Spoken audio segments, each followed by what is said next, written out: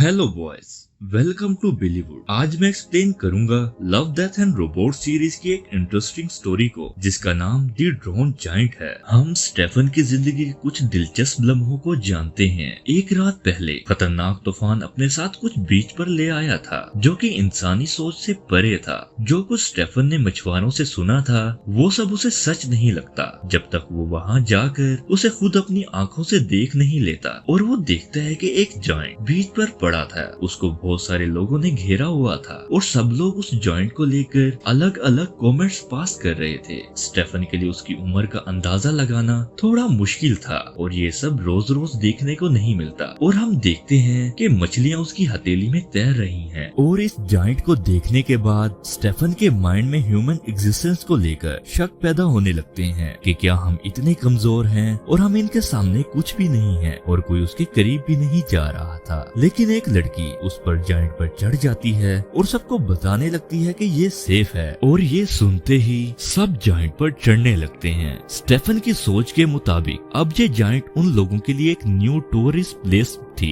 और उसको देखने से ऐसा लग रहा था जैसे वो किसी भी लम्हे उठ खड़ा होगा और स्टेफन के दिमाग में उठने वाले सवालों का जवाब देगा। इसके बाद शाम होने लगती है और स्टेफन और उसकी टीम वहाँ से जाने का फैसला करते हैं। स्टेफन वहाँ से उस जॉइंट को देखने 3 दिन बाद आता है ताकि वो अपनी ऑब्जर्वेशंस को जारी रख सके। और अब बहुत से लोगों का इंटरेस्ट उसमें से खत्म हो गया था और वहाँ पहले की निस्बत बहुत कम ही लोग थे और कुछ बच्चे थे। वहाँ कुछ लोग जाइंट की बॉडी के टुकड़े करने का प्लान कर रहे थे जो कि स्टेफन को अच्छा नहीं लगता। अगले दिन स्टेफन दोपहर में उस जाइंट के पास जाता है ताकि वो उस जाइंट को अकेले में ऑब्जर्व कर सके। और अब उसकी बॉडी गलने लगी थी और अब वो बूढ़ा दिखने लगा था। स्टेफन उस जाइंट पर चढ़ने की हिम्मत करता है ताकि वो ऊपर से उसे ऑब्जर्व कर सके। अब उसका लेफ्ट हैंड किसी ने काट दिया था और ये छोटे छोटे लोग जंगली जानवरों की तरह उसके साथ सलूक कर रहे थे। स्टेफन उसके एंड को दर्दनाक करार देता है और वो उसको किसी बीच पर खड़ी शिप से मिलाता है क्योंकि लोगों का ताल्लुक उस जाइंट से सिर्फ इतना ही था।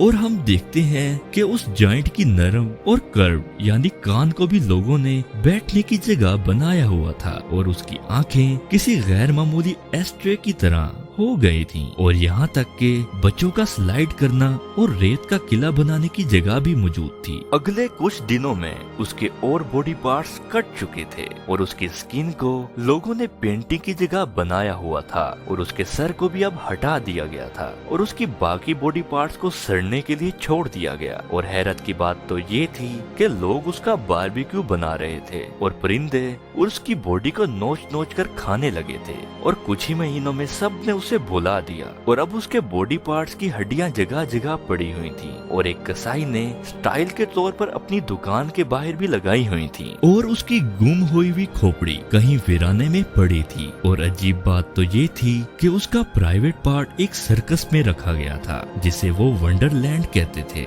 इसमें कोई शक नहीं कि वहाँ आने वाला कोई पागल ही होगा। उसको एक टैंक में रखा गया था और बताया जा रहा था कि वो एक व्हेल का प्राइवेट पार्ट है और अब वो जाइंट सिर्फ लोगों की यादें बनकर रह गया था। ये सोचने की बात है कि अगर हम किसी ऐसी सिचुएशन में होते तो हम क्या करते। तुम्हें क्या लगता है उसका गोश्त खाना अक्लमंदी थी और उसको एक टूरिस्ट स्पॉट बनाना? और क्या आपने कभी ये सोचना छोड़ दिया कि अगर ऐसा हो तो क्या होगा? स्टेफन को शायद ये वहम था कि वो वाकई कोई इंसान नहीं जाइंट था और ये वाकई में व्हेल थी। तो आप इस कहानी के बारे में क्या सोचते हैं कमेंट्स में बताएं। वीडियो अच्छी लगी हो तो लाइक, सब्सक्राइब और कमेंट लाजमी करें। थैंक